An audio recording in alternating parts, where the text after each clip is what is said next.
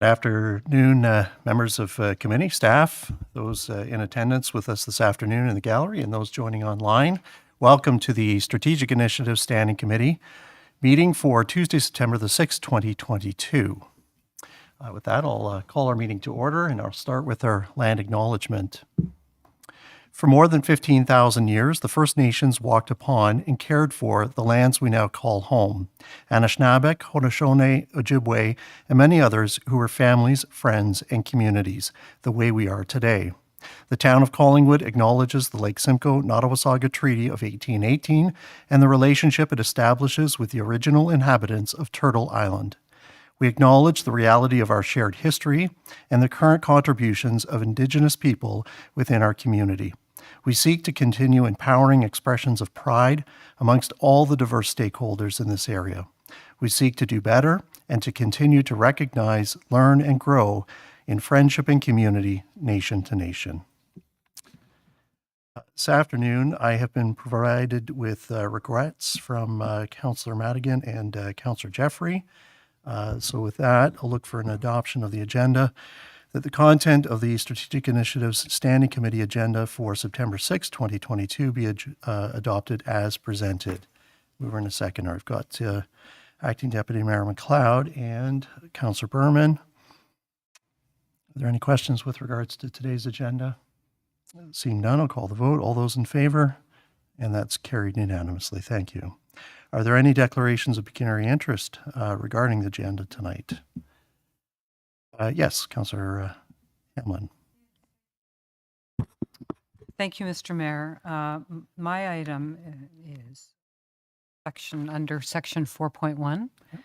And I would ask if we could, when we get to that, my conflict is with respect to 11 Golfview Drive, one of the residential properties listed for an exemption from the ICBL.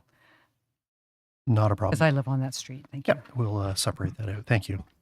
And if another arises throughout the meeting, we all know what to do and act accordingly. Thank you. Tonight we have 7 staff reports. And with that, the first one is with regards to 4.1, and that is CAO 2022-13, the interim control bylaw exemption request. So I'll turn it over to our CAO for a presentation on the matter. Thank you, Your Worship. We do have a couple of folks from the planning department available to walk you briefly through the exemption requests that we received and that are recommended, and in fact some information about the what we would recommend as far as the timing of the decision as well. Great, thank you.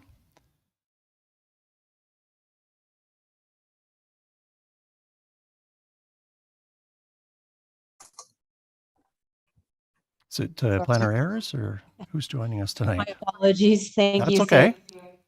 I was having some technical difficulties finding my mouse this evening on the screen. So thank you, CAO Skinner, and good evening, Chair and members of the committee.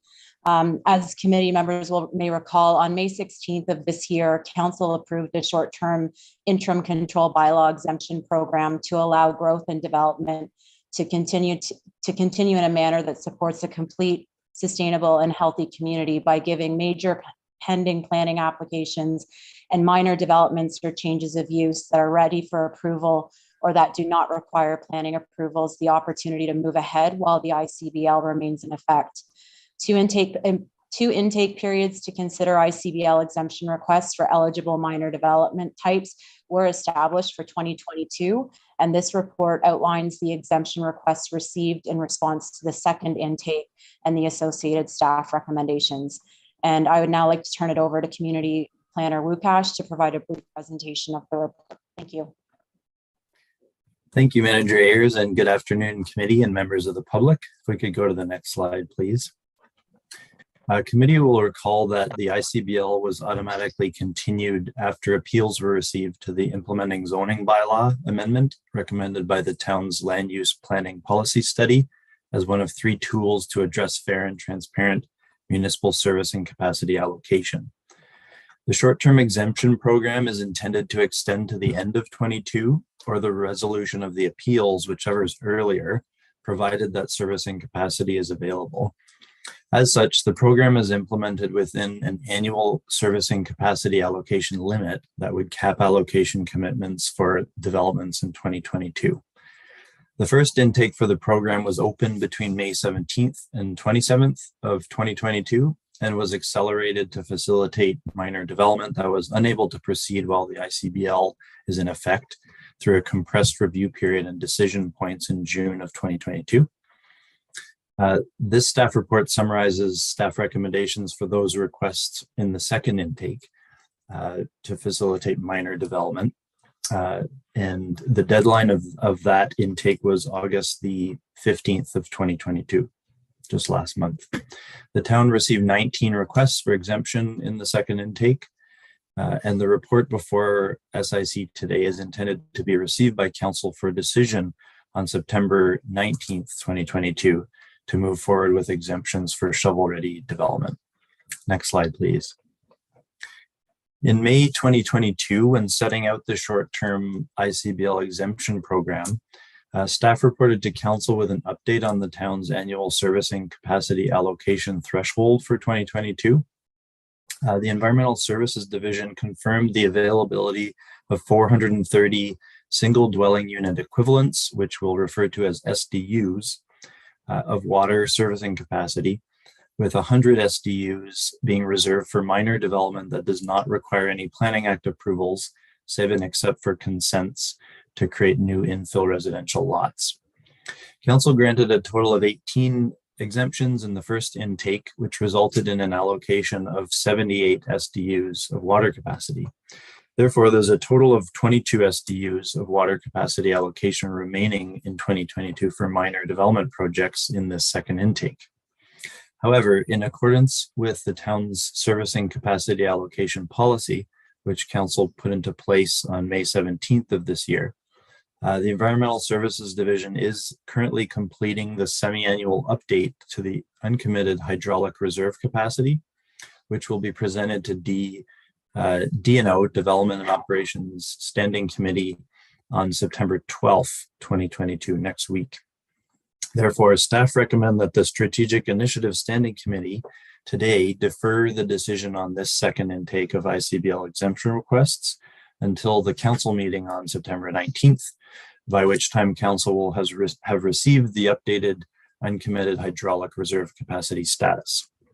To be clear, all of the recommendations in this report are subject to there being uncommitted hydraulic reserve capacity remaining for this year.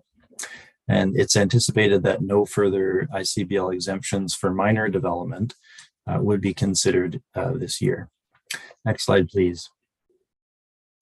So 12 exemptions were received that fit the category of minor development types, including a mixture of new dwellings on existing lots, accessory residential units, and consent applications. One request of note was submitted for a number of existing lots and blocks in the registered Summit View subdivision, which represents the final phase 3B of the registered plan.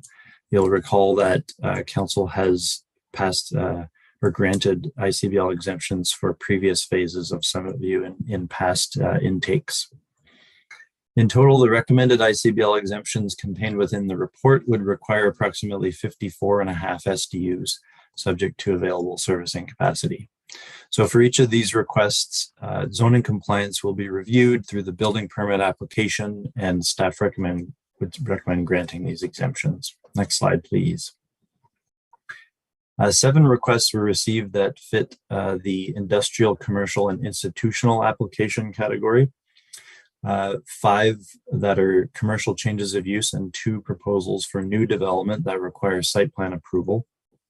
Those 2 applications that require site plan approval are considered major planning applications and are not eligible for ICBL exemptions through the current short-term exemption program. These major planning applications would be processed by staff and require an evaluation through the town's servicing capacity allocation policy merit-based criteria, and would receive an allocation upon council approval of the site plan agreement at a later date, subject to available capacity. In total, the recommended ICBL exemptions contained in this category would require approximately 43.4 SDUs subject to available capacity. Next slide, please. So just to summarize the recommendations in the report, staff do recommend granting 14 of the submitted ICBL exemption requests for minor residential development and institutional, commercial, and industrial changes of use for a total municipal servicing capacity commitment of an estimated 98 SDUs. However, as I mentioned earlier, the recommendation is to defer the decision on the recommendation to September 19th, 2022 council meeting, pending the receipt of the recommended approval of report PW 2022-18 entitled Semi-Annual Water and Wastewater Uncommitted Hydraulic Reserve Capacity Update by Development and Operations Committee next week. And that will provide a clearer picture of the uncommitted hydraulic reserve capacity update for 2022. So that concludes my presentation, and we'd be happy to answer any questions that the committee has for us today. Thank you. Thank you, Planner Ayers and Planner Wukosh. Before we go to committee, I'll look to our clerk to see if anyone in attendance or online would like to ask a question specific to this report. Thank you, Your Worship. We do have individuals in the gallery. If any individual in the gallery would like to speak to this matter, please raise your hand. Seeing that there's no hands raised out in the audience, I'll put it towards our remote and our virtual attendees. We have a few of them available this evening. If you wish to address the Standing Committee regarding the staff report, you do have 5 minutes. Just press the raise your hand feature and we will unmute you. And there's no interest at this time, Your Worship. Okay, thank you. So with that, I'll look around the table. Are there any questions, comments? Yes, Councillor Carrier. Thank you. Through you to Planner Wukosh. If delaying it by 13 days until we get the report, but the final approval can't be given until they have the report, why are we delaying it for 13 days? Like, we're in a little circle there. Unless I misunderstood Nathan's comment or Planner Wukosh's comments. Planner Wukosh, we'll start with you. Sure, through you, Your Worship. The recommendations from this committee were intended to be heard on the council meeting of September 19th. So what we're suggesting is not really a delay of timing from that standpoint. It's really just waiting to that council meeting to make a decision on this recommendation and deferring the decision on these exemptions at this time in order to hear a more complete picture of the uncommitted servicing capacity allocation availability for the remainder of 2022 at next week's Development and Operations Committee meeting. Okay. Are there any other questions, comments? So I'll table this and then look for mover and seconder, and I'll read it out as 14, and then I'll separate out the one property. So it is as follows: that report CAO 2022-13 interim control bylaw number 2021-024 exemption request, short-term exemption program intake number 2 be received, and further that the following recommendation be considered at the council meeting of September 19, 2022, pending receipt and recommended approval of report PW 2022-18 entitled Semi-Annual Water and Wastewater Uncommitted Hydraulic Reserve Capacity Update by the Development and Operations Service Standing Committee on September 12, 2022. And further, that the lands identified below representing 14 exemption requests be exempt from the provisions of interim control bylaw number 2021-024 and added to the bylaw Schedule A for the purposes and uses outlined in this report for a total municipal servicing capacity commitment of an estimated 98 single dwelling unit equivalents. Properties identified as following: 77 and 79 Simcoe Street, 350 First Street, 64 3rd Street, 135 here Ontario Street, 431 Ontario Street, 307 4th Street West, 79 Summerview Avenue, 37 Callery Crescent, 205 Long Point Road, 648 Mountain Road, 279 Robinson Street, 6920 Poplar Side Road, 9745 Beechwood Road, Summit View Subdivision Plan 51M-1170, lots 1 through 41 and blocks 234 and 235. So with that, I'll look for a mover and seconder, and then we'll have Councillor Hamlin leave so that we can review the final property. So a mover would be Councillor Hamlin, and Councillor Berman as the seconder. And again, these are on the first 13 that are identified. There are no further questions or comments. I'll call the vote. All those in the affirmative, and that's carried unanimously. And we'll look. Councillor Hamlin left at 5:17.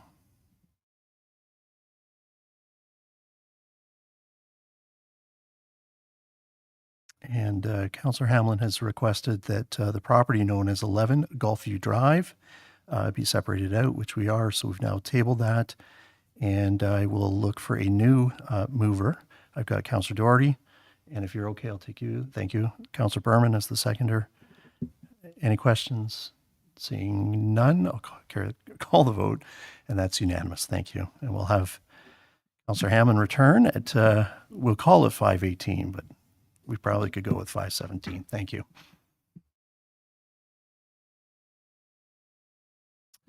So that takes us to 4.2, and that is the CAO 2022-12 Affordable Housing Update.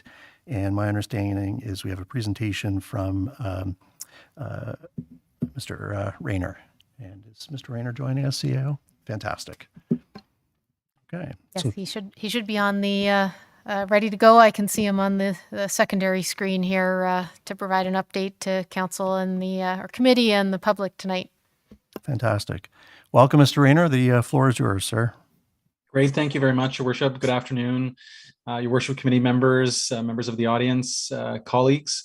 Delighted to be here today to provide you with an update on our efforts, collective efforts around affordable housing.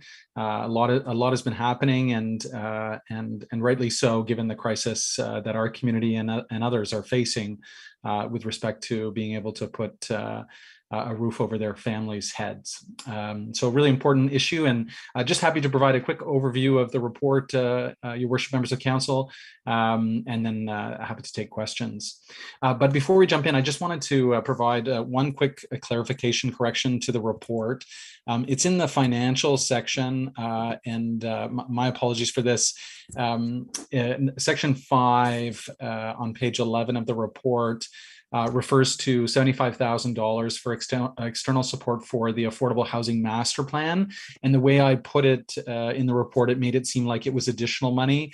So I just wanted to apologize for that. It's actually part of the $350,000 affordable housing lump sum that council approved. So it's not in addition to its, the 350 is includes the 75,000. So I just wanted to provide that quick clarification moving forward, Your Worship, members of council.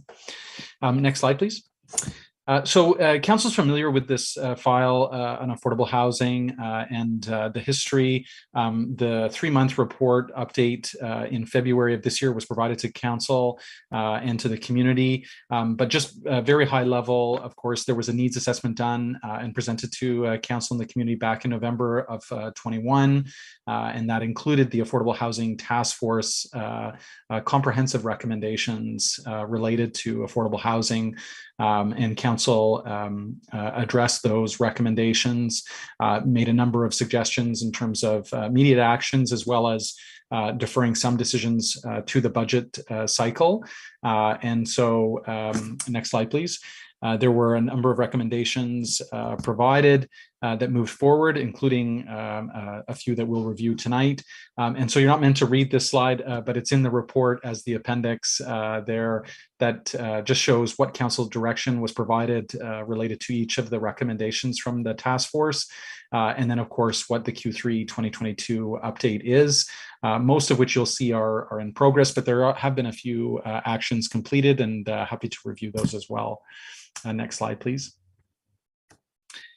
So in terms of completed actions, of course, these are in the report, but just very quickly, we've had 2 engagements, virtual engagements, the Affordable Housing Workshop on June 30th, with speakers from all over, looking at different best practices and issues in addressing affordable housing, as well as the Employer Roundtable on Workforce Housing, which happened on August 18th, just a few weeks ago. There's a follow-up schedule to that fairly soon as well. There was a number of council and CAO Skinner attended an AMO delegation with Minister Clark of the Ministry of Municipal Affairs and Housing on August 17th, and presented a number of asks related to legislative and regulatory improvements that could be made in this area, and a number of other issues.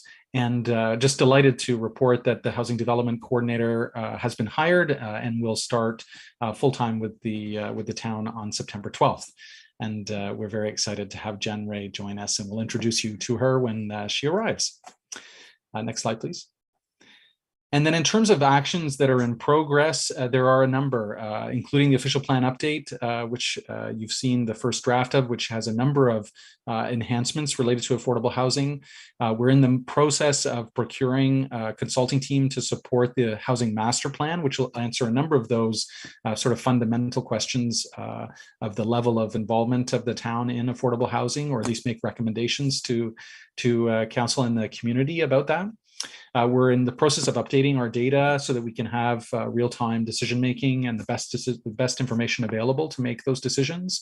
As I mentioned, we continue to pursue what employer-led workforce housing could look like, and happy to report out on those discussions as they progress over the coming weeks. We are supporting the County of Simcoe's housing attainable supply action plan, Housing ASAP, I think is the short form. And that's through a working group of staff that are supporting that work that the county is doing. We are hoping to launch an affordable housing webpage shortly with a number of resources that will not only help connect those that are in the industry, but also those who may be interested in supporting affordable housing in different ways. And we'll talk a bit more about that in a moment. And then, of course, preparations are underway for the 3rd Collingwood World Summit, Habitat in Towns, which is on October 31st. Next slide, please. So for tonight, beyond providing the update that's in the report before you, we are also proposing to advance a rapid accessory dwelling unit deployment program.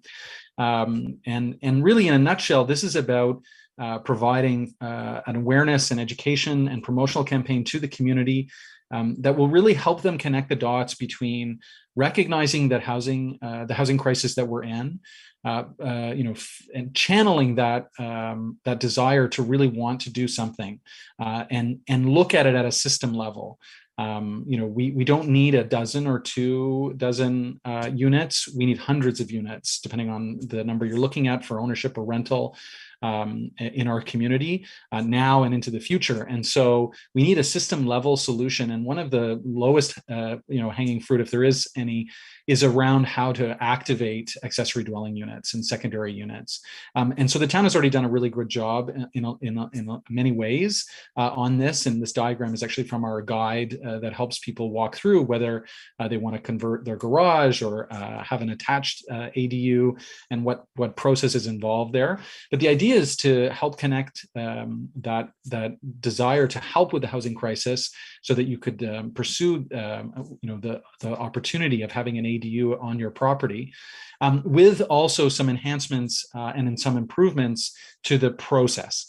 And so that's what we're exploring right now with staff, is how do you make this as easy, essentially, as ordering a book on your favorite online marketplace, for example. It won't be quite 3 clicks, and you have an ADU show up at your house. But the idea is to really streamline this process right from the concept. People are interested in an ADU through to what kind of financing options would be available, what kind of vendors are possible. Is it a prefab? Is it a container home? Is a construction pre-approved design, for example? Right through to actually managing what happens when you have a rental on your property. How do you, those kind of frequently asked questions of landlord-tenant issues that you may have heard about. So really hoping to make this, something that, literally hundreds, if not thousands of our residents consider ultimately, but also to start to normalize and address the NIMBYism that we know exists with our community. And a lot of that is just a lack of understanding of what this means. So looking for you to approve in principle this program as we work through the logistics and the due diligence on what we can do from a regulatory and legislative perspective, and then also a resourcing perspective to be able to deliver this program. Next slide, please. So happy to take questions, Your Worship, members of committee, and joined, of course, and supported by our colleagues who are all working hard on this issue. Thank you, Mr. Rayner. And again, I'll turn first to our clerk and see if anyone either in attendance or online would like to ask a question. Thank you, Your Worship. I will offer first to any attendees in the gallery that wish to address the staff report. Please raise your hand. It does not look like there's any in our gallery. We do have a couple of attendees participating remotely. If you wish to address the staff report, please press the raise your hand feature. And there is no interest in speaking to the staff report this evening, Your Worship. Okay, thank you. So with that said, then I'll turn to committee. Is there anyone around the table that would like to offer question or comment specific to what's been received in the report? Yes, Councillor Hamlin. Thank you, Mr. Mayor. I just had a few comments. The first is I'm so excited to read this report, and I thank staff for summarizing for our community and for us the journey we've been on so far to get to this place in trying to come to grips with providing some housing that's affordable for people who work in Collingwood. I was very pleased to hear the town's managed to hire a housing development coordinator. And I also wanted to mention that I believe our community here is now a leader in the thinking around affordable housing. And by that, I'm referring to our Collingwood World Summit, Habitat in Towns, which, as was mentioned, is coming up, where we partner with UN and have the opportunity this year to have a focus on sustainable housing, where we'll hear from people around the world, their experiences, and they'll hear from us, of course, as well. I was also pleased to read about the employer roundtable and to see some of their comments because it's very instructive for us who are making the decisions around providing this kind of housing, to see the one employer's comment that he lost up to 30% of candidates for positions because of the lack of housing here, or the one employer who lost an employee of 5 years because the house or the rental they were using was being they were reno-evicted, I guess is the word. So lastly, I wanted to mention in terms of, I believe, the innovative thought process that's going on here is what Strategic Advisor Rayner mentioned at the end of his presentation, which was the thoughts around how to bring additional dwelling units online quickly that are added into existing houses. And I just wanted to highlight for those who might be interested that they should have a look at this, because the idea is, if we can make this happen, of course, is to provide for prepackaged financing options for those who want to put, for example, a basement unit in, that there would be fast-track planning approvals, an online portal to get access to information and to apply, and also access to pre-qualified vendors for the necessary interior renovations. And some of these things would eliminate so many of the barriers that I believe our existing homeowners have when they think about adding an existing dwelling unit. So I'll just finish with that and say I can't wait to get some units built. Thank you. Thank you, Councillor Hamlin. Does anyone else offer a question, comment? Yes, Councillor Doherty. Yes, thank you. First of all, I would like to echo Councillor Hamlin's sentiments relative to the initiative that the department has taken and how creative the thought has been that has gone into some of these recommendations. And I'll also echo how enlightening, and not necessarily in a good way, some of the comments from our employers was. I'm going to just make a couple of comments and questions with regard to financing options.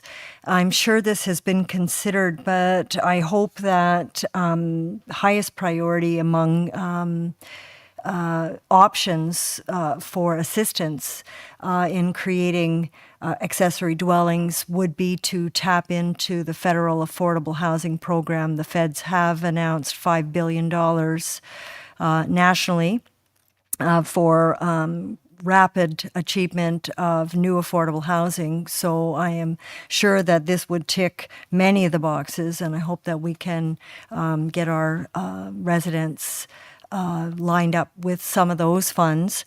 The other thing that I'll mention, and this kind of emanates from the discussion, the presentation today from our climate change specialist, and talking about reducing greenhouse gases through retrofits of existing housing.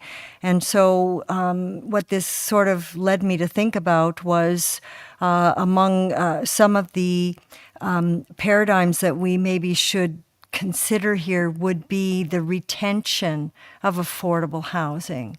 There are lots of older, smaller homes in our community that are still considered affordable, but in some cases, the residents are strapped financially and are forced in a position to sell and move because they cannot afford the utilities.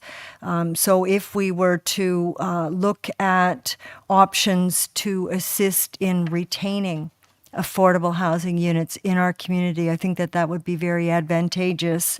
And off the top of my head, I can think of the federal green, or the FCM actually, Green Municipal Fund, that would almost for certain offer some options to our residents. I know for a fact that there are other communities who have allowed their residents to avail themselves of these funds, and or even the community to avail itself so that it can then lend the funds to the householder. Anyway, it is exciting, terrific work, and you know, when we think of how, or I'll speak for myself anyway, how daunting the whole notion of trying to create more affordable housing is, these are really tangible steps that that seem logical that we could move forward with, and I'm very excited. So thank you. Thank you for those comments and observations. Anyone else? Okay. I'm going to table then the 3 points, and that is that staff report CAO 2022-12 Affordable Housing Update be received, and the Council approves the Rapid Accessory Dwelling Unit Deployment Program in principle. And further, the Council extend their appreciation to the Affordable Housing Task Force for their continued commitment during the last 6 months, while the recruitment for the new Housing Development Coordinator position and Housing Master Plan consultant procurement were finalized, and look forward to their continued leadership in affordable housing advocacy during the HMP Community Engagement and Development, which will include recommendations on the requisite governance structure for the advancement of affordable housing initiatives and appropriate advisory oversight. Can I get a mover and seconder, please? Councillor Doherty, I've got Councillor Berman. And are there any last questions or comments before I call the vote? Okay. I would just like to offer one comment, and it's a comment with regards to the last and further that. Councillor Hamlin, Councillor Jeffrey, myself have served as representatives on the Affordable Housing Task Force, and I think the three of us, as well as staff, would certainly recognize the amount of time, effort, and advocacy that the collective group have put together over the period of time as noted here and beyond. It is a passionate group. It is a subject matter in which is momentous in terms of the hill that they are climbing. And there have been times during the 6 months and beyond where, to say the least, it has been frustrating. And we have felt their frustration, and we've heard their concerns. And most notably, we care and are pleased that they continue to want to be a part of our task force and continue their good work and the advocacy. Because the reality is that although we are pleased and excited in moving forward with the Rapid Accessory Dwelling Deployment Program this evening, it is only one tool of many tools that have got to sort of be put in the quiver in an effort to tackle this particular issue. So with that, I extend my wholehearted thanks to the entire task force, staff who've worked alongside of them, and the other councillors that I mentioned as well. So with that, I'll call the vote. All those in the affirmative. And that is carried unanimously. Thank you. That takes us to 4.3, and that is the CAO 2022 -14 2022 Operational Plan Q2 Progress Report and Year 2 Progress Report on Community-Based Strategic Plan. And just before I turn it over to you, CAO, I should just extend thanks both to the clerk and as well to Mr. Rayner for their continued work with the task force. Thank you. Thank you, Your Worship. Yes, we're very pleased that things are actually happening in Collingwood, and we hope we'll have some affordable units, more affordable units through a number of mechanisms, everything from changes to the official plan to the rapid housing units to maybe some of the exemptions and water allocations we'll be able to do under our new servicing allocation that recognizes things like affordable housing when services are allocated here. But I'm not speaking about that. I'm actually speaking about our quarterly update, which is our the end of Q2's progress report. This would normally have come to you in August, but because we had short August, we've just deferred it to this month, and we've been able to include a couple of other items because it's coming to you today. Next slide, please. So in 2020, as everybody on council will remember well, there was a review of the community-based strategic plan and some tweaks to the vision. So just as a reminder to everybody, and probably council doesn't need this reminder, but the community might not know that we're always, as we put forward things for council's decision, looking to our community-based vision about where we're trying to go together. It's very obvious on our website, but overall, people thrive here, and we want people to come and live more now. Next slide, please. In the vision itself, what we do is we have strategic plan objectives. And in order to drive us toward that vision, council chose 5 things that not only do we have to deliver better or differently. So those are listed in the first darker green line. So there's things I'm going to cover in a minute, but they are about transparent and accountable government, connections to our waterfront, managing growth well and smartly, encouraging well-being and sustainability, and encouraging diversity. And I'm happy that we were out in front of that very important item.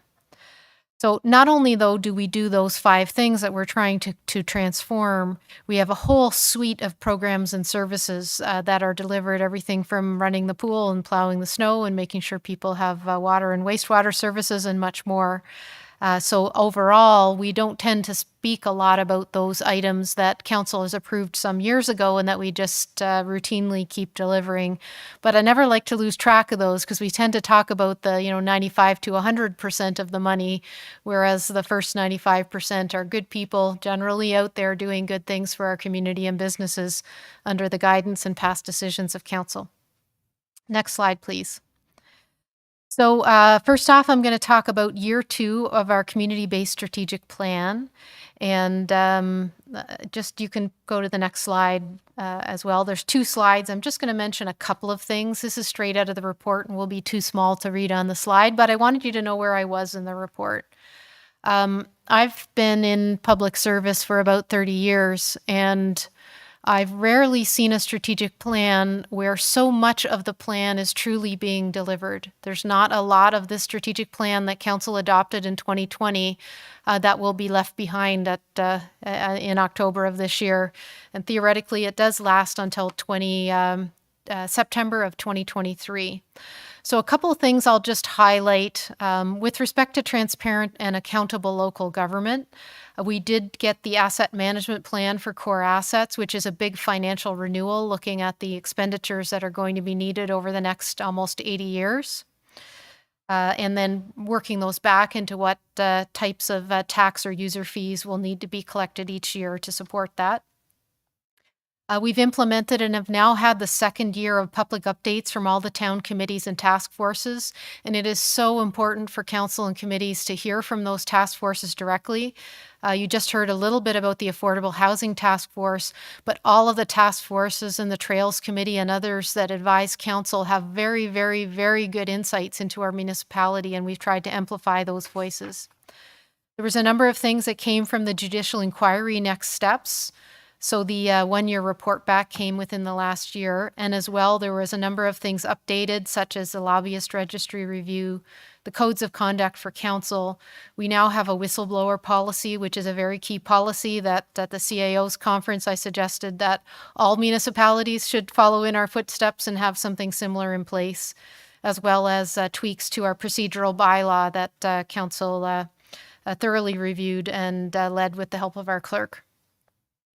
With respect to public connections to a revitalized world-class waterfront, the biggest thing, and I think it's just such a major decision, is that we've gotten to the stage where council was able to identify streetcar developments and Dream as our preferred proponent, and we're proceeding with detailed concept reviews and entering negotiations with them right now. In fact, there's a staff workshop tomorrow, and very soon we hope to be able to make the recommendation on the MOU to council and also initiate the public consultation on those pieces. Next slide, please. With respect to supporting and managing growth and prosperity, we had the first draft of the official plan presented to the public and council. And I don't know how many folks have had a chance to read that in detail. It's sometimes hard to truly understand what's in that document unless you're thinking about actual examples, but there are a lot of moves forward in there with respect to all sorts of things, including affordable housing and infill and different things of that type. There was some calls from the public about more time for input or review of this first step, so we're just digesting those now. We're into year 2 of a business accelerator in Collingwood. Council's supported that with a contribution of $150,000. With respect to community well-being and sustainability, we've matured our facilitation of a regional health and social services roundtable. It is between 40 and 50 participants groups in that. It's not every municipality that has such a great forum to talk about who's doing what and where the gaps and strengths are in our community. We've been able to implement the interim traffic calming near schools, and while our policy may not be perfect, there is a forum for anyone who's concerned about the speed of traffic on their street to apply, and we did have one community petition traffic calming application in the past year. You heard a bit about, if you were watching the earlier committee this afternoon, our energy conservation and green accomplishments, including milestones 1 and 2 now achieved for our corporate plan, and milestone 1 for our community plan. We've got electrical vehicle charging stations downtown that have had between 700 and 800 uses so far. We've got a tree donation and resident planting program and an agreement with NVCA to monitor stream health. And finally, with respect to the last item, encouraging diverse culture and arts offerings, we've had diversity and inclusion training for council and staff, and there's been some leadership Canada-wide with respect to bans on Confederate flags with the federal government through FCM that was initiated by this council. Just a couple of the highlights of items on our strategic changes that were hit in the last year. Next slide, please. So our operational plan, I mentioned, doesn't include everything, but the operational plans includes everything that meets one or more of these criteria. And if you want to see the entire operational plan and you're very interested, you can look at the appendices to this report, and it'll show all the items that have been provided to council. So we put it in the operational plan. If it's a council resolution, any council resolution that requires staff action will be added. If it has a significant mention in the budget, including all of our capital projects. If it's going to need to come to council for a decision, so that would mean it's strategy or policy or something big. Or it's any project that's going to take 3 or more weeks of staff time, so 3-person weeks of time. We don't have all those routine service delivery items or ongoing stuff like snow plowing that we do every year listed right now in this plan. Next slide, please. And one thing that's very important about this plan is that we created it as a tool for collaboration between council and staff, in that you could see transparently how your decisions were being interpreted and actioned, so that you'd be able to talk with the public about the status of projects. And in fact, internally, so we were able to start talking about this needs to come before that, which needs to come before something else. So those kind of decisions where we say, does the official plan become before the master plan update for transportation or vice versa, and how do we make these things happen in chunks that work for the municipality? It's not meant to be a punitive tool. This is a collaboration tool. Next slide, please. Overall, just for 2022, I think we've had great progress, not perfect, but you'll see here we've presented this data in 2 ways. At the top, we're looking at the percent of items. So the Q1 items, there was 76 items completed. In Q2, which is where we're now focusing, there were 82 items completed from the operational plan, and then there was 7 items that are on hold or canceled. You'll see if you're able to see colors, the top in Q3 on the left side, we've got a number of items, 28 of them already completed, even though we're just into Q3. There's 79 in progress, which is the red in the middle, and there's a few more, the 21 still not started, that we're hoping to finish in Q3. Next slide, please.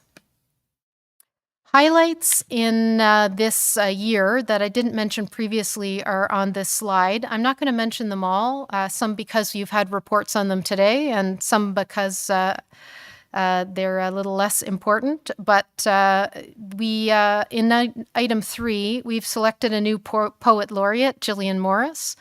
And the overall approach for that selection's been expanded so that storytellers and songwriters are now eligible to be our poet laureate. We have new fire department hydraulic extrication tool, which I think they used to call the Jaws of Life type tool. So if you are unfortunate enough to need those, we have a beautiful new tool to support our town. And there's been $20,000 provided to the Climate Action Team and $5,000 to the Pride Festival.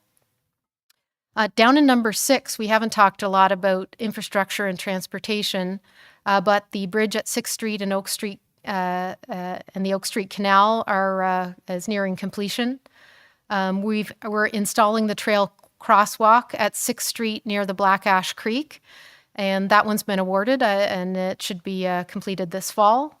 The rehabilitation of 5th Street from Hickory to Oak is underway, including storm drain and water mains through that corridor. We've renewed our transit service provider, and that is complete. And we're procuring an on-demand transit software for which we received a number of bidders. So that's also a very good story. I'm excited about what on-demand transit will do for Collingwood and the transit convenience and efficiency. And our free waterfront parking for residents continues. However, the payments that are being made by visitors are significant. We'll have some financial updates in the months to come, and those visitor fees are funding improvements for bylaw and our parks facilities that residents and visitors both will be able to enjoy. Finally, before I leave this slide, there are a number of other things that didn't make the slide I wanted to mention. The Harborview Splash Pad, so that's behind McDonald's, is well underway. We're excited about getting that completed potentially this fall and for opening in the spring. The Enviro Park at Sunset Point is on track for an opening potentially in September, maybe October, and it's on budget. If you drive by, it's just so exciting to see the facilities for children that are being built there. Fisher Field is, of course, complete and in use by some of our local athletes. And the RFQ for our tree canopy preservation and augmentation approach is out now for bidding. And those who are interested in, on August 8th, we did a bit of a report to committee around our tree protections today, because of course we do have some, and council's provided some funding for immediate supports for trees that have died or need pruning this year. Next slide, please.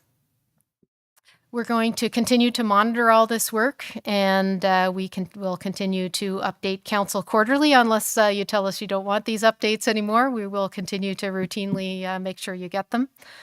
Next slide. And with that, I'll leave it back to you, Your Worship. Thank you. Great, thank you.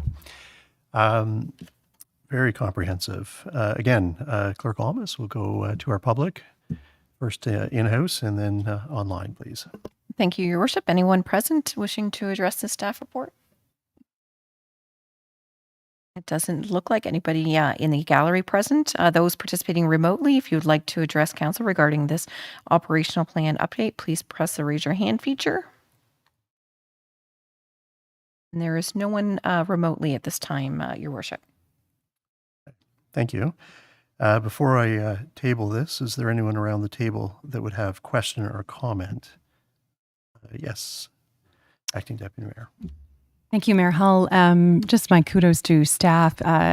I remember being asked to speak in front of a service club early on in the pandemic. It was one of the first Zoom events that this particular club had had, and I had to teach them how, and Director Culver had to provide the town's Zoom link for them, and I had to go through 400 pages, I felt like anyway, of what decisions we had made and what decisions we had not made, and so on and so forth. So this would have been really handy in March of 2020. But thank you very much. It's so great to see where we're at. So much easier to point to this when people ask questions or lob criticisms about what has or has not been done. And so excellent to see that these decisions were made by the whole of council rather than by any single solitary member.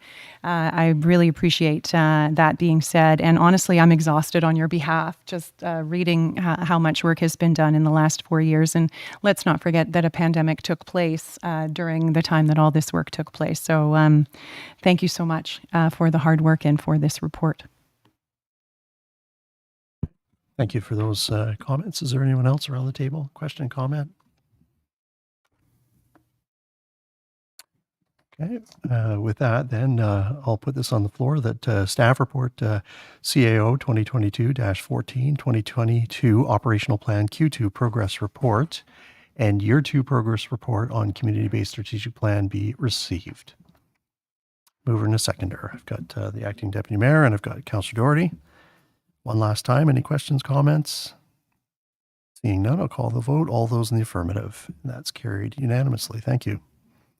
That takes us to 4.4, which is, I think the next batch, three at least, are all from the Treasury. This is T 2022-10, 2020 and 2021. Yes, CEO Skinner.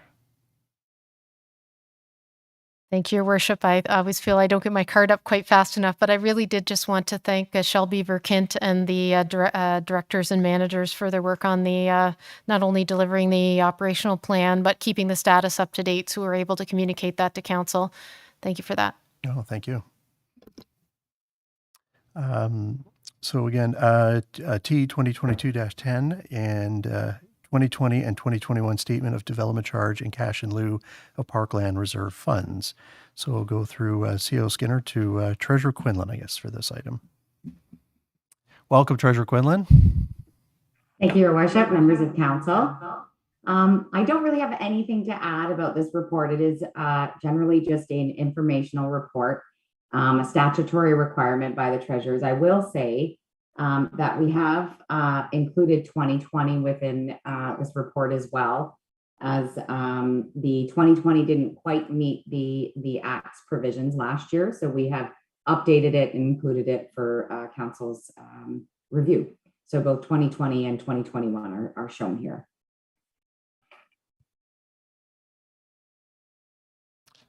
Thank you, Treasurer Quinlan. So then with that, again, Clerk Almas will go to our in-house guests and then we'll go online. Disappointing. We got a full house and yet nobody yet has wanted to speak. Our gentlemen in the audience do not wish to speak to the staff report, so I'll go to our virtual attendees. Again, press the raise your hand feature if you're interested in addressing the standing committee regarding this report. And there is no one at this time, Your Worship. Okay, thank you. Is there anyone around the table with a question or comment? Yes, Councillor Doherty. Yes, thank you. And this question is through you to the treasurer. I note that our interest income has declined since 2019. And this, in spite of the fact that we have larger funds presumably invested. And so I was just wondering why that would be, in particular, now that interest rates are, now, mind you, 2021 didn't capture this, but interest rates even then were starting to be a little bit on the uptick. Treasurer Quinlan. Thank you, Your Worship, through you to Councillor Doherty. That's a great question. I think if we look at 2020 versus 2019, a large amount of the funds that you see have been held in our bank accounts and some smaller GICs, and the rates of interest changed significantly because they were or they are based on the prime rate. Also, in most of the uptick hasn't really been felt until later on in 2021. And we've changed our investment priorities a little bit, which we're hoping, or what we're seeing in 2022 is a better return for now. Provided markets continue to stay the way they are, but certainly the market had a big strong hold on that, and largely because the prime rate had diminished so much that it at the end of the day, the interest just wasn't there. Okay, thank you. Okay, thank you. Any other questions? And so I'll put this on the table then, that Staff Report T 2022-10, 2020 and 2021, Statement of Development Charge and Cash-in-Lieu of Parkland Reserve Funds be received for information. Can I get a mover and seconder? Councillor Doherty and Councillor Berman. Are there any other final questions, comments? Okay, seeing none. All those in the affirmative? And that is carried unanimously. Thank you. That takes us to 4.5, which is T 2022-11, 2023 budget, the preliminary staff report, or status report, my apologies. And we'll continue with Treasurer Quinlan. Go ahead. Thank you, Your Worship, again, and through you to members of council. So I don't have a presentation on this one tonight. I thought we would just highlight a few of the major things that are included in this report.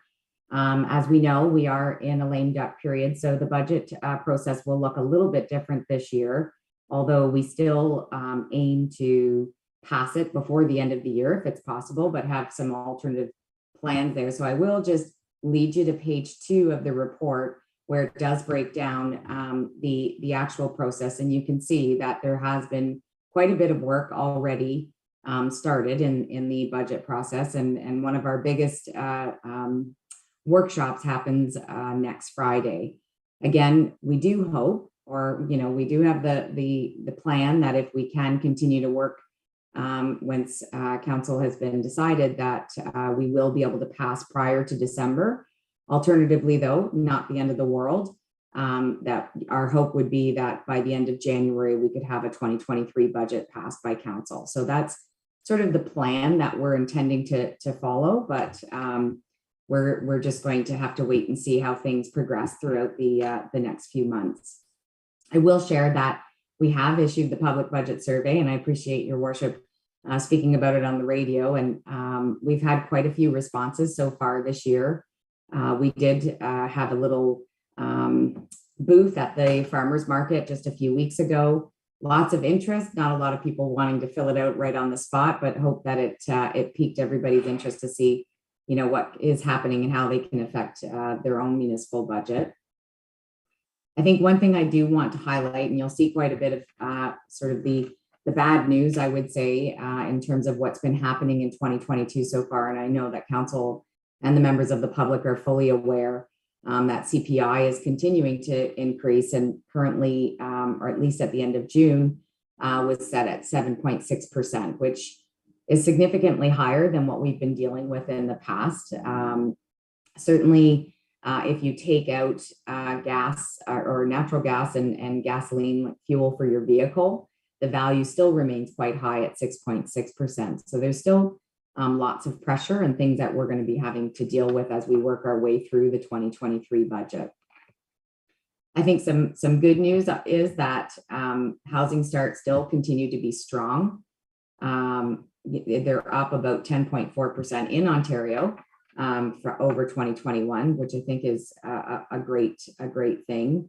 Housing resales, however, although they don't generally impact us that greatly, other than from updated assessment values, they have started to slow.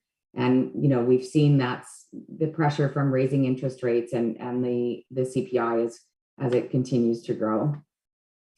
I think if we look back over the years, we've been very fortunate as a town and have received quite a bit of growth, and I don't expect that to end, albeit it is a little bit slower. It's marginally so, and the expectation is that will continue on. So we're very fortunate in that manner. And I'll also just share on page 3 to talk about previous years' tax rates and where they've gone, and overall. Over the last several years, essentially, over the last 4 years, I should say, the tax rate has actually declined in comparison from the beginning of 2019. So last year, I think everybody recalls that we did come through at a 1.99% or a 2% tax rate increase. But back in 2019, it was a negative 2%. 2020 was also nearly negative 2%. And 2021 was about even. So essentially, we're about 2% lower than where we were at the beginning of 2019. For this year, if the town did raise the same amount of taxes for 2023 as it did for 2022, again, essentially what we would see is a tax rate decrease of about 2%. If we did maintain the tax rate year over year from 2022 to 2023, we would see about an additional $730,000 in total levy raised, or an additional 2%. I think it's going to be a difficult year. There's lots of pressures, as we've talked about, CPI and interest rates and things like that.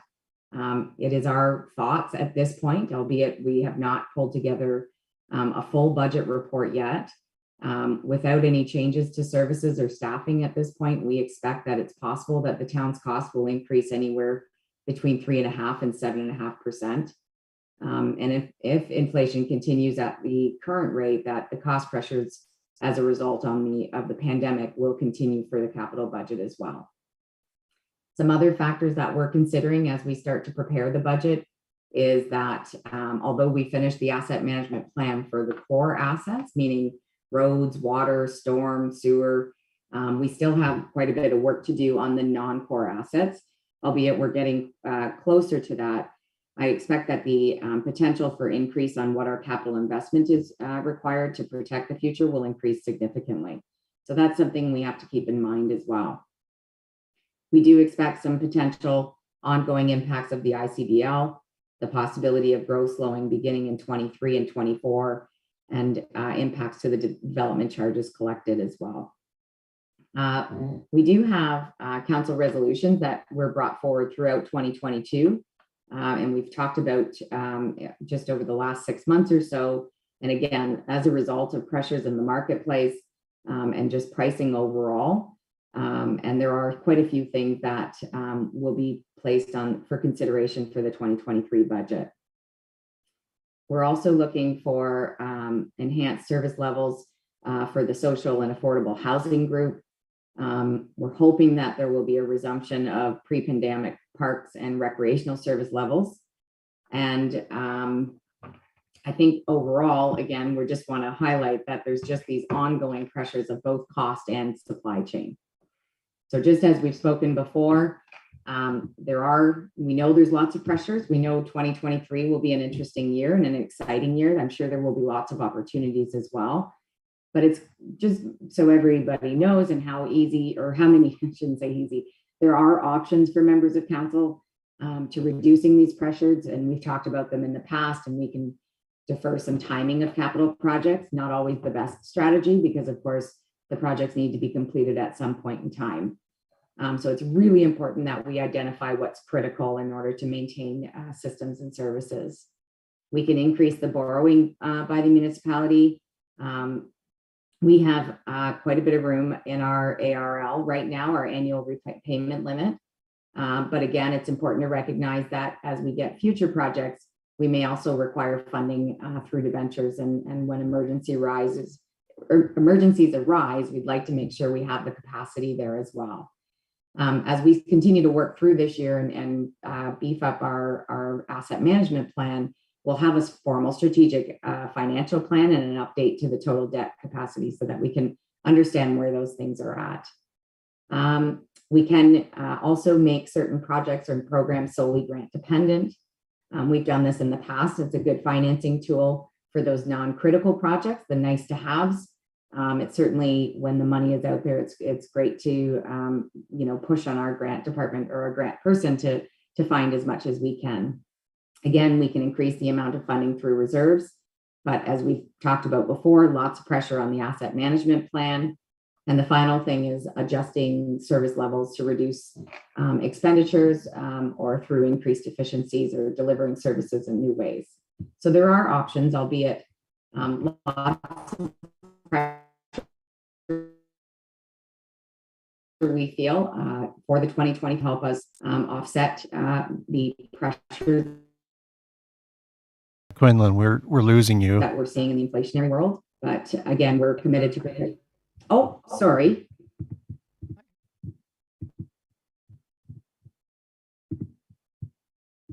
Are you hearing me now? Yes, we lost maybe the last 3 or 4 sentences. You just intermittently cut in and out. Oh, I'm sorry. Okay, sorry about that. So I guess I think that about wraps it up anyways, but I will share that staff are committed to preparing a budget that meets council's direction and moving it forward to achieving its vision for the community. And again, as we go through the budget process, we'll continually bring members of council and the public up to date. And as always, there are links on our Engage page, lots of information on the budget as we go through this process together. Perfect. Well, thank you again for that comprehensive overview of, I guess, the outset or step one of a process that will take us through the fall. I look forward. I'll be on the radio tomorrow and Thursday, and I'll certainly advocate for people to continue to provide their comment. It'd be a personal goal of mine to, exceed more responses than, an arch, perhaps, something to that effect. So, Clerk Olmus, is there anyone online or in attendance that would like to comment on this report? Thank you, Your Worship. We don't have anybody in the gallery that wishes to address the staff report. If there's anybody from the public, please press the raise your hand feature. And not at this time, Your Worship. Okay. Is there anyone from around the table that would have a question? Councillor Carrier. Thank you. Through you to the treasurer. Has there been any update on the status of MPAC rolling out the new numbers or the new old numbers? Because they're not new; they're kind of getting rather old. They are, if I may, Your Worship, through you to Councillor Carrier. The last that MPAC has communicated with us and the public, it still, and it's been the same for about a year, not quite a year, maybe 6 months now, that the next revaluation will come out for 2024. So certainly not for 2023, but definitely, well, the expectation is that it will be for 2024. I think one thing that we do know, that the revaluation is the biggest piece that we're missing. And just so that the members of public understand, it's not that they're not capturing new homes or the growth. It's the revaluation of the current homes that are that are being occupied, I suppose.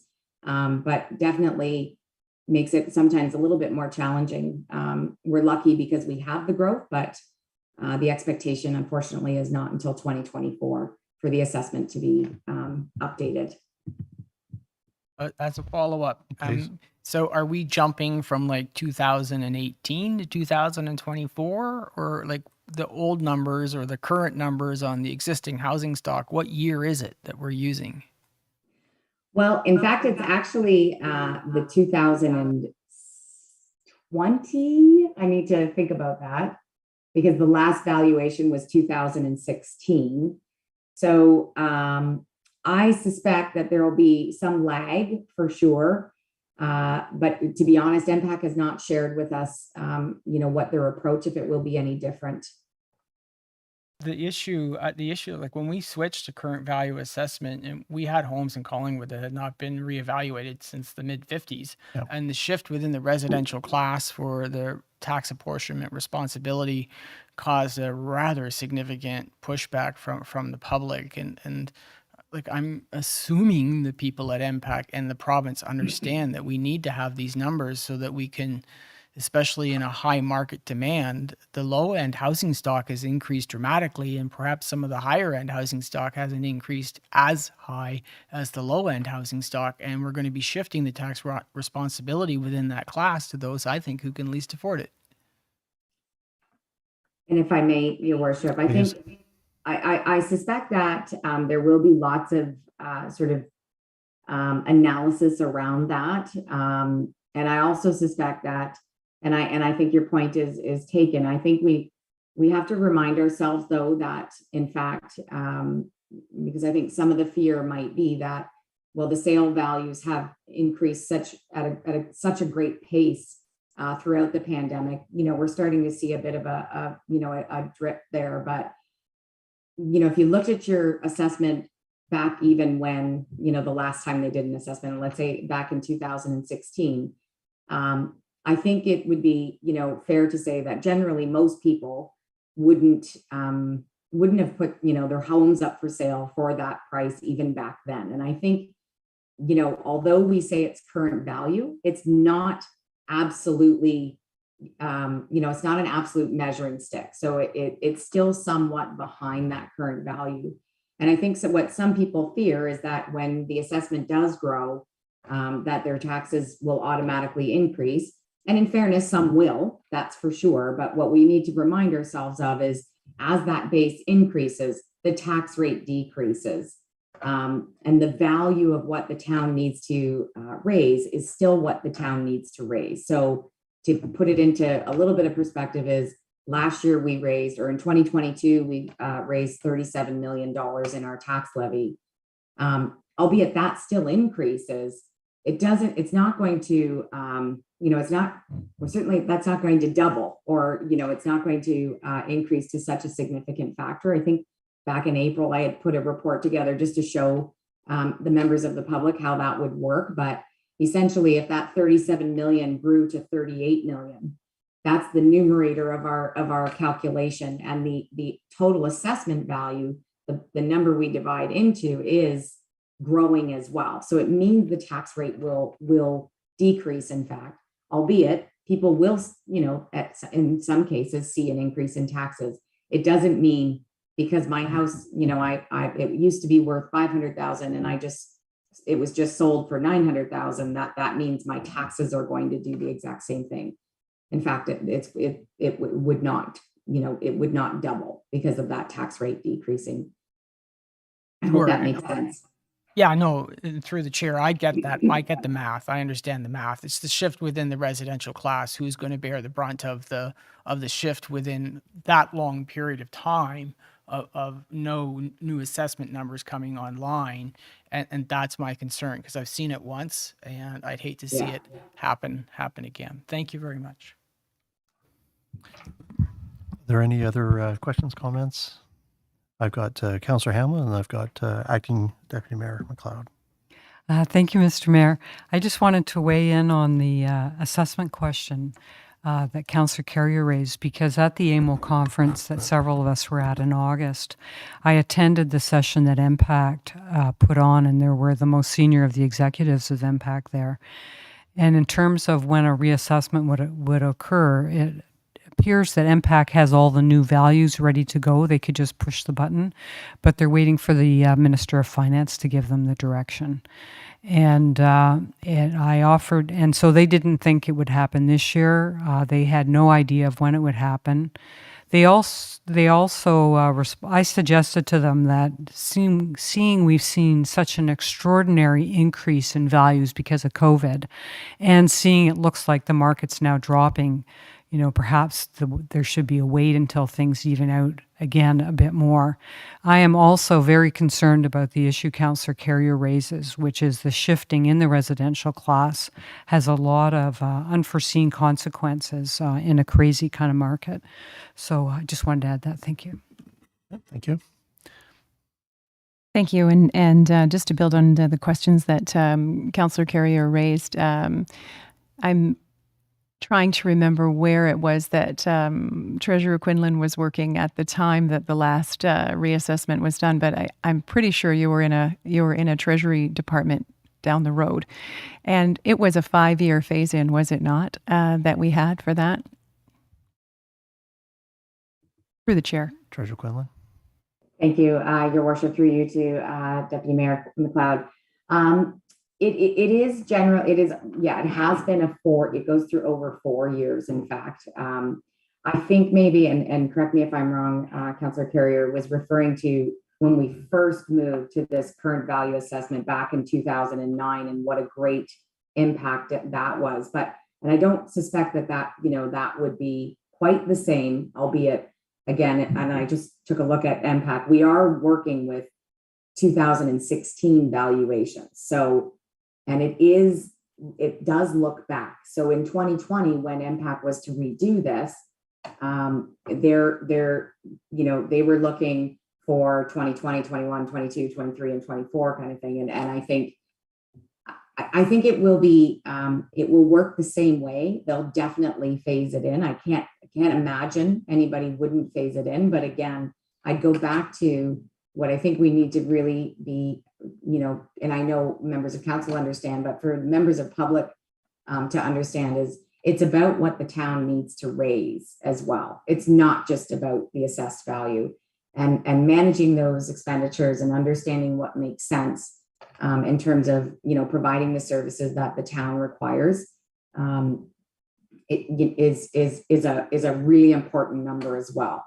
So I just fear that people will start to panic a little bit when, because it is difficult to understand when you're not, in the nitty gritty of it. Thank you. Bottom line is it's not the HST. Yes. Thank you. If there are no other questions, then I will table this, and that is that Staff Report T 2022-11, the 2023 budget preliminary status report be received. A mover and seconder. Councillor Doherty and Councillor Carrier. And just before I call the vote, I just wanted to just back up for 1 second. Although I said it in tongue-in-cheek, I mean it with all sincerity. It bothers me as a resident and a taxpayer myself that in 2010, I think my first time around the table, we had a public open house, and I'm not sure we had 10 people in attendance. The next year wasn't much better. And it's really unfortunate that we don't have the public participation as it relates to such a significant decision, if not only for two reasons. One, to help articulate, what it is that they value, what they're looking for in a budget, in the spending of their dollars, the investment. But secondly, to help validate that the council and staff, more importantly, are on the right track. And without that type of feedback, we're making the best decisions in the interest of everyone. But I think this is one of those decisions where public feedback, it would be greatly appreciated. So I say it tongue in cheek, but I do say it with all sincerity. We'd love to hear your feedback. With that, I'll call the vote. Those in favor? And that's carried unanimously. Thank you. Okay. One last go here, and that would be 4.6 T 2022-12 2022 Q2 Financial Report and Forecast. Again, Director Quinlan. Thank you, Your Worship. And if I can just do one more plug to the budget survey, that you can be registered to win an up to $200 gift card for a local restaurant of your choice. So one last little plug before we carry on to our Q2 financial review. Qualified. You guys are disqualified. You can't. Okay. Sorry. So as CAO Skinner touched on sort of all the achievements over the last 6 months or so. Again, this is a wee bit delayed just because we had a bit of a shortened August period. But I'm happy to be bringing the Q2 financial review forward for you for your review. Next slide, please. So just as a reminder, 2022, again, we started out with a continuation of the global pandemic where we had facilities closed and throughout all of January and some parts of February as well. And we're all very happy that beginning in the early spring, that operations essentially have resorted back to normal. Next slide, please. As I was talking about through my budget report and kind of why these things are back to back, we continue to have some challenges this year and expect them to kind of continue on into 2023. And as we start to prepare for that year, the supply chain issues and inflationary pressures are just really adding a level of complexity to the work that staff are doing. And especially from a capital standpoint, where looking at redesigns and understanding different methods of creating things that were previously required. And I think a good example of that was the storage unit for the outdoor rink. And Manager Milanovic came and said, it was way overpriced and not at all what we were expecting. And they went back to the drawing board and came up with something that was a good alternative. In fact, in some ways, we might say it was an even better alternative for quite a bit lower. That's not always easy to do. And we haven't been able to do that throughout all of 2022 when these pressures have arisen. But it's just to give you an idea of how hard the staff does work to try and figure out, optimal different options in terms of trying to, get these prices to something that's a lot more manageable. Next slide, please. So I'm going to walk you through the overview from the operating section of the budget. I just want to remind everybody that this is to the end of June, so June 30th, 2022, and that I have removed all of the reserve transfers from the non-tax supported departments. Those non-tax supported departments are the building department, parking authority, and then of course, environmental and water services. And the reason I take out their reserve transfers is to try and monitor the activity of those departments. So for example, if you look at environmental and water services, essentially what the first column shows is 3.4 million, which is how much at the end of the year we are expected to transfer to their reserves for asset management and capital projects. So I just wanted to be very clear on that. And if you look at the grand total A bracketed number means a deficit, and we'll talk a little bit about what we see right now. The column that's highlighted in yellow is the 2022 actual year to date, meaning to June 30th. And you can see when you look at the total amount, once I remove the non-tax supported adjustments, is a deficit of about $279,000. This isn't unusual. In fact, it happens, pretty well every year at this point, because the final tax billing isn't issued until July. So essentially that follows in quarter three. So once quarter three comes along, you'll see a much different number at the bottom of that page. I'll say that overall, the town continues to be in a fair financial position. We are feeling some pressures, most notably in the building department, with respect to, a slowing of permits, although we expect that those permits will continue. Again, this was only to the end of June. And some additional expenses. Again, we've seen inflationary pressures across the organization, and we've been able to manage it quite well, but there are some pressures there for sure. If you look to the next column that's highlighted in green, this is our projection for year end. And if I go down to the very bottom, overall, I expect that essentially we'll be even, not quite $60,000 in a surplus. And I think, what's important is that that's essentially the way we are to budget. That is the intention of how a municipality is to budget. The revenues should match the expenses. We've had some great growth over the past several years, and largely some big supplementary billings that have created some really large surpluses that are hard to budget for or manage.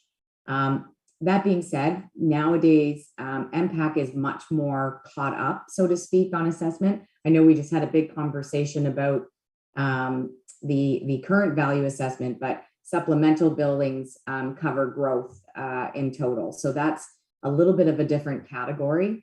But in the past, we've continued to get some really, really big billings, and they've covered several years at a time. Because MPAC is essentially caught up, mostly because the systems have gotten much more efficient, the reporting's gotten much easier. And I suppose in some ways the pandemic has helped that as well a little bit, because they're focusing on capturing as much of the growth for municipalities as possible. And we still see some great supplementaries, and we are having significant growth, just as we have in the past, on average, just over 2%, which we continue to see today. It just means that the budget has changed in the way we've budgeted in the past, was a little bit at a lower rate for the supplementary billings, and we've brought it to a more reasonable rate for 2022. That being said, we do feel, I think we're being somewhat conservative as I look at the projection for the year. I can share that the taxation amount at 39 million is essentially the total amount that we will see. There will be a few more supplementary runs, but nothing too substantial over the next couple of months, which is a little bit higher than what we budgeted, but not significantly so. Again, I think the plan, or the work that staff has been doing over the last year or two, is to try and make things more reasonable in terms of projecting values that are maybe a little bit more conservative, but a reasonable amount. I think, though, if we look at year to date, again, that 279 is a deficit simply because of the timing of when that final billing comes out. So if there's anything to take away from that, I think it's an important point on the chart. Next slide, please. So from a capital perspective, when we look back in quarter one, capital tends to be a little bit slower. We don't have as much going on in quarter one. Of course, we're waiting for the construction season, and even in quarter two as things get revved up. So we're starting to see a lot more activity. I just want to remind you that this shows the expenses only for the capital budget. It does not include the budgeted reserve transfers that happen as we fund a majority of our capital works through reserves. And again, it's more so we can see and monitor and understand what the expenditures are looking like and how they compare to what the actual expenditures are so far to date. So far we have spent about $3.8 million, and I expect that we will see an approximate amount of about $45 million before the end of the year. This is, heavily weighted on the expectation that projects will continue to carry on and move forward. A few of the projects, or the main highlights of projects that are happening right now, are the water treatment plant expansion. That's budgeted at $11.7 million. We have Mountain Road upgrade carrying on. There's quite a bit of work happening in the wastewater treatment plant, both with the sludge transfer replacements and a screw pump rehabilitation. We have some vehicle replacements, both in the water department and public works as well. We're finishing up the OPP roof was finished up within 2022. We've got quite a bit of activity happening down at Sunset Point, and I believe we're not too far away from that opening. And of course, we have the Centennial Pool retiling, which is also close to being complete as well. So lots of activity happening. Just we wouldn't expect to see much more than this by the end of Q2. However, the expectation is that once we see Q3, we'll have a lot more expenditures at that point. So I think that is my last slide. Overall, I think the message is that the town is and continues to be in a fair financial position. We aren't expecting surpluses as we have expected in years past, but certainly maintaining the budget and monitoring as we go forward. So thank you.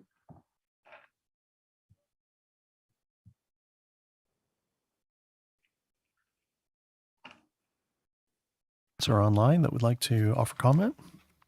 Thank you, Your Worship. We have nobody in our gallery present this evening wishing to address the staff report, and we do not have any online attendees at this time. Okay. Is there anyone from around the table that would like to ask a question or offer a comment? With that, then I'll table that staff report T 2022-12, 2022 Q2 financial report and forecast be received for information. Mover and seconder, please. Got Deputy Mayor McLeod and Councillor Berman. And if there are no further questions, I'll call the vote. Those in the affirmative. And that's carried unanimously. Thank you very much, Treasurer Quinlan. That takes us to 4.7, and this is the Joint Compliance Audit Committee, 2022 Municipal and School Board Election Committee Establishment, Recruitment in Terms of Reference. And through our CAO, we'll turn it to our clerk for a presentation. Thank you, Your Worship.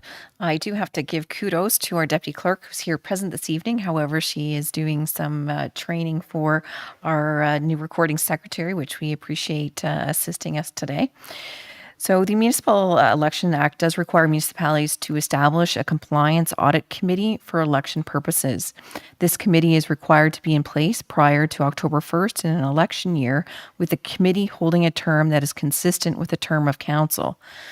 And this report is further to the council-approved direction that was provided to staff on March 21st of this year to participate in the joint venture that is offered by the County of Simcoe in participating municipalities for this compliant audit function. During that report, not all municipalities were on board to participate with this county initiative, but I'm happy to announce that all municipalities, including the separated city of Orillia, have agreed to be participants in moving forward. So the purpose of this Compliant Audits Committee is to investigate complaints made by an elector who is entitled to vote in an election and believes it on reasonable grounds that a candidate or a third-party advertiser has contravened a provision of the Act relating to election campaign finances. And again, this is within 90 days of the financial filing deadline, which is March 31st of 2023, that complaints can be filed regarding any concerns that they have, again, on reasonable grounds.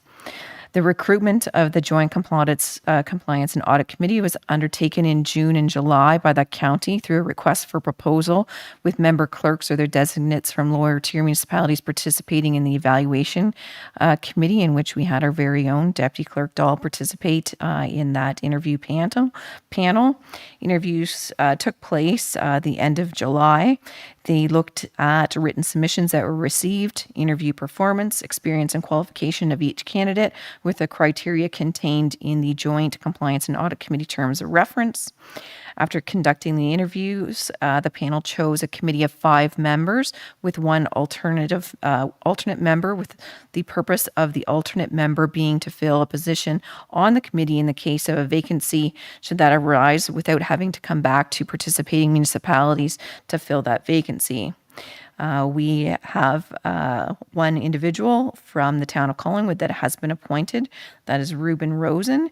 He was actually appointed to the previous committee as well. There is, as noted, 5 other successful candidates coming from Bradford, West Gwillimbury, Oromadonte, Penetanguishene, and the township of Essa. The participating Simcoe County clerks were also involved in the detailed review of the terms of reference provided for in Appendix B of this staff report, which was based on the current Joint Compliant Audits Committee of 2018 to 2022, which sets out their mandate in the committee operations. So the next step is to appoint the members as recommended by the county evaluation team, and to appoint an auditor to the committee. The county will lead the open market call for an auditor for the Joint Compliance and Audit Committee to be completed in the fall of 2022, to be appointed by the Joint Compliance Audit Committee at its first meeting. And the recommendation before you this evening is adopting the bylaw to do the necessary appointments, including the adoption of the terms of reference. That's it, Your Worship. Great. Thank you, Clerk Almas. And back through you, we'll ask that if there's anyone either in person or online that would like to offer a question, comment. Not at this time, Your Worship. Okay, thank you. Is there anybody from around the table that would have a question or comment? Okay. So we'll table the following, and that Staff Report C 2022-25 Joint Compliance Audit Committee, 2022 Municipal and School Board Election Committee Establishment, Recruitment, and Terms of Reference be received, and that Council enact and pass the necessary bylaw to establish the Joint Compliance Audit Committee, including the adoption of its terms of reference, and appoint of its membership effective for the 2022-2026 term of Council. Mover and seconder, please. Councillor Carrier, Councillor Doherty. Again, one last time, questions? Seeing none, I'll call the vote. Those in the affirmative, and that's unanimous. Thank you. And that ends our staff reports for this evening. It takes us to item 5 on the agenda, which is our departmental updates. We have one, and it's a verbal update from our CAO, OLT appeal updates. CAO Skinner. Thank you, Your Worship. There's 2 updates to share with you this evening, and you'll recall that we've tried to be quite rigorous around making sure that council and the public are updated if there are changes to any of the OLT status items. The first one is for the 3 appeals to zoning bylaw amendment number 2022-007. Which is one of the planning instruments that resulted from the interim control bylaw land use planning policy study. So there's some good news here. The appeal by 255-4281 Ontario Limited, which is the owner of 121 Hume Street, was withdrawn on August 26th. So we now have only 2 appeals remaining, one from Crest Point Real Estate, Blue Mountain Inc., and the other from Sunvale Homes, which is John Welton Custom Home Building. There is a case management conference scheduled for this Thursday, September the 8th. And to date, and this is some new information, there have been 4 requests for party status and 1 request for participant status. So for party status, we have 2737503 Ontario Inc., which is the Tokyo Smoke business, tenant, and sub-landlord of 510 First Street. We have Nova Cannabis Stores Limited Partnership. We have McPherson Builders Cranberry Limited. and Consulate Developments Ontario Inc., which is the owner of 312 acres of land, including the proposed Bridgewater development lands. And for participant status, we have Huntingwood Trails Collingwood Limited.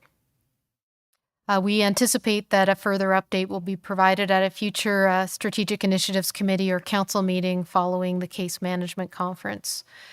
So you will recall that this appeal is for the minor updates that we've made to the zoning bylaw, which provide a backstop so that the town is not required to issue a building permit after the end of the ICBL should servicing not be available. So that's that zoning bylaw amendment. So it's not actual water allocation or anything of that sort. It's about changes to the zoning bylaw. The second and final update is around the Huntingwood Trails Westland settlement.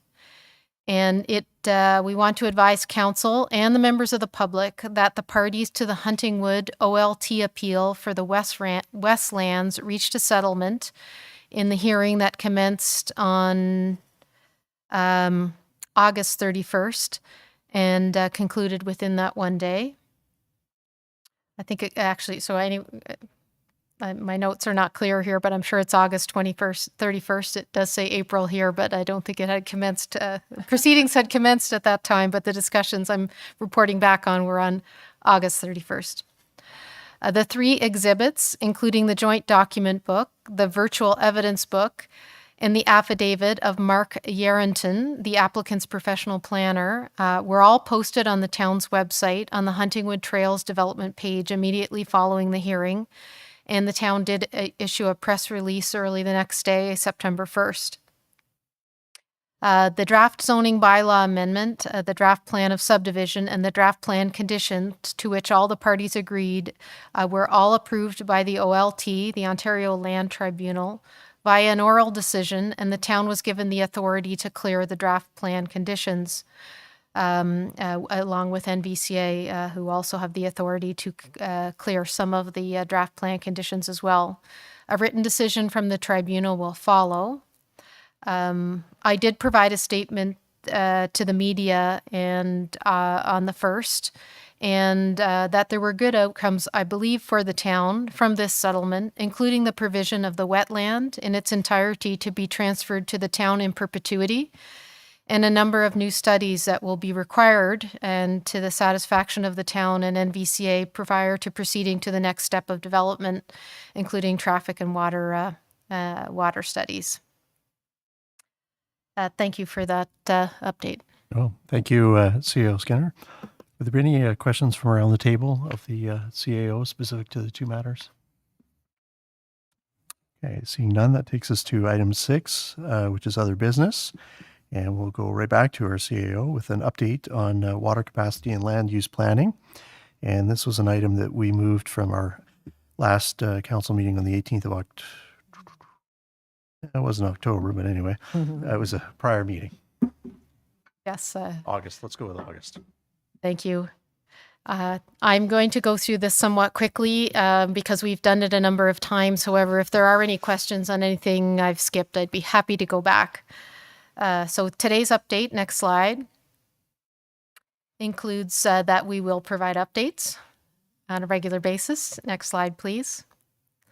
The situation has not changed. Council still being proactive and transparent. One thing that has changed, and I've tried to highlight some of the changes by using, we've tried to highlight some of the changes by using red text, is that in closing in on the capacity to meet our expected growth, one of the changes recently was council agreed after some engineering analysis to update our development standards that provides slightly less water requirements for some types of development based on our actual experiences with water use over multiple years. Next slide, please. With respect to the planning policy study and the next steps on planning type issues, next slide. We still have 2 things outstanding on our 3-pronged approach. The zoning bylaw amendment, I just gave you a brief update on. We do have 2 appeals outstanding to the Ontario Land Tribunal, and these have continued to automatically extend our interim control bylaw. So as soon as those are resolved, we'll be able to lift the interim control bylaw and go fully to our SCAP, servicing allocation policy. And the official plan policy, of course, has been circulated in its first draft for public comment, and we're evaluating those comments now. Next slide. We do have 2 remaining appeals, and I've mentioned those in my my OLT update, and 1 appeal resolved. Next slide, please. On May 17th, the servicing capacity allocation policy came into effect. And following that, just to repeat, because it's new for all of us, planning applications for major developments will come through committee and council as they normally do. And if it is shovel ready and ready to go, then the allocations will be recommended to council, and council will make a decision on those within the annual cap. The short-term exemptions for minor development proposals did come forward to you this evening, and we've made that recommendation that you look at the water capacity and decide on pushing those forward or not, based on the capacity provided to you at Development Committee. You can make that decision at Council on the 19th. And this notice is for anyone who's received an exemption. If you have one, please continue through the planning and building permit processes to implement your project. Next slide, please. With respect to the water capacity in the plant itself, next slide. So we have now endorsed a mutual water supply agreement by both councils. So we'll have the mayor sign those agreements in the short term.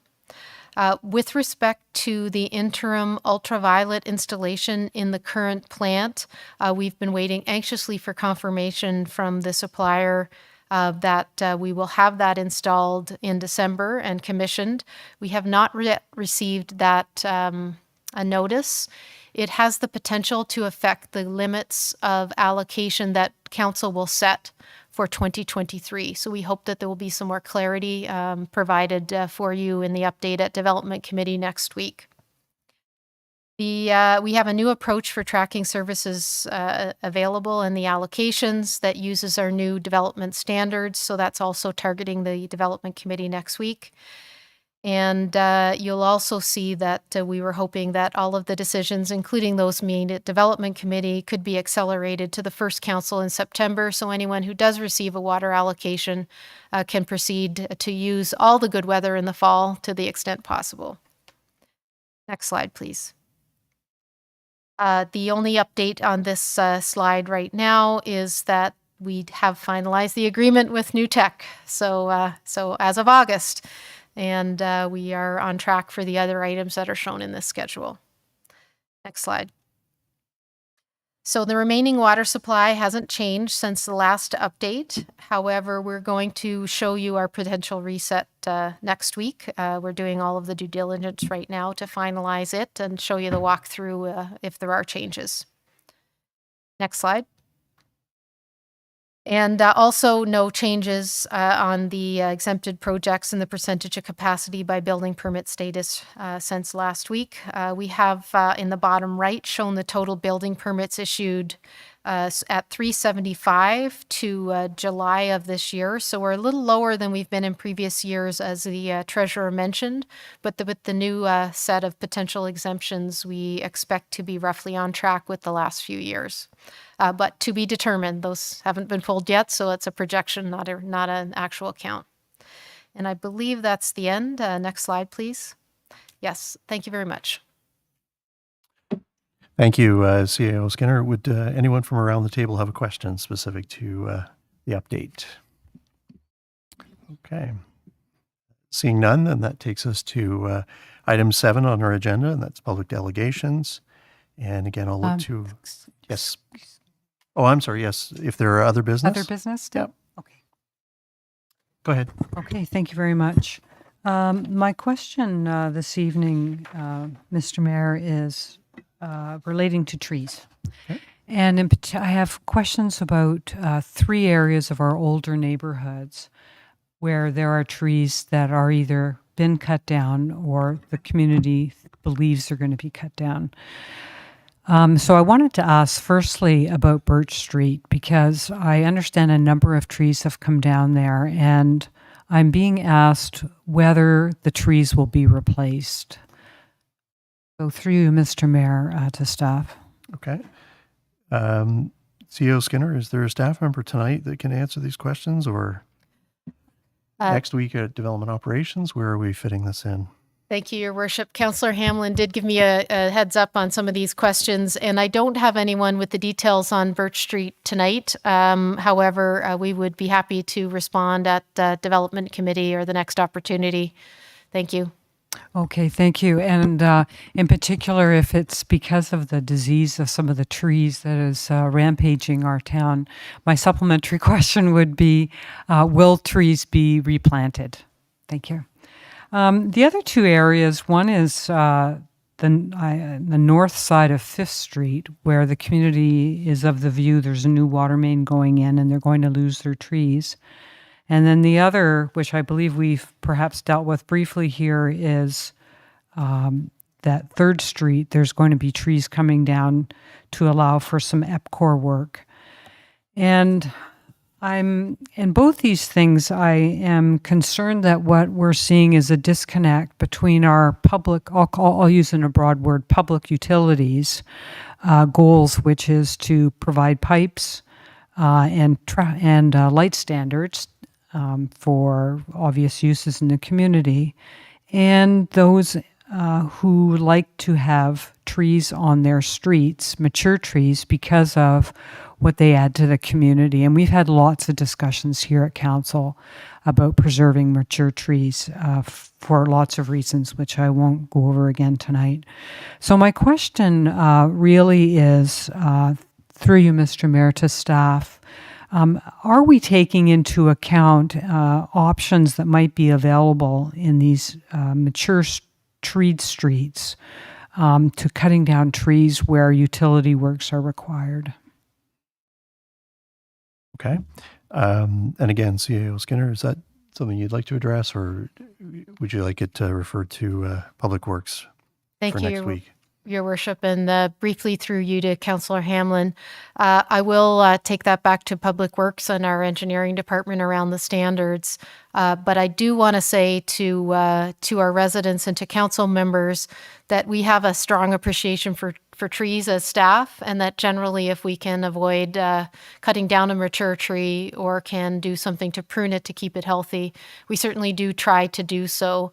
And I will just ask some questions to make sure that some of those goals are entirely clear and the processes supporting them are in place, and we will reply at Development Committee or the next available opportunity after that.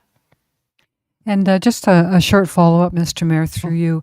If you could also, Madam CEO, also when you or whoever in staff is reporting on this, could comment on communications with the affected communities when trees are going to come down, because I think rumor mill starts and then panic sets in, and it would be helpful if we had a plan for communication so we're all aware of what's happening. Thank you. Okay, thank you. So the last is noted, and we'll add that to the 3 streets that were identified for follow-up in terms of answers. And my apologies to you, Councillor Hamlin, for jumping ahead on your agenda. Is there anyone else that has other business from around the table before I move forward? Okay. So with that, then we will go to item 7, which is public delegations, and we'll open it to anyone either in-house or online who would like to take an opportunity of a maximum of 5 minutes to provide comment specific to items that are on this evening's agenda.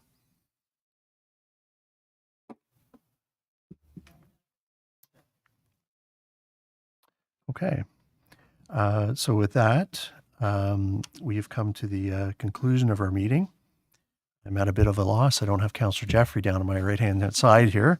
So I do have a green card here to my right. So the Deputy Mayor McLeod, thank you.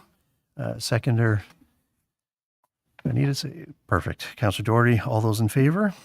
And it is adjourned, or we are adjourned. Thank you, everyone.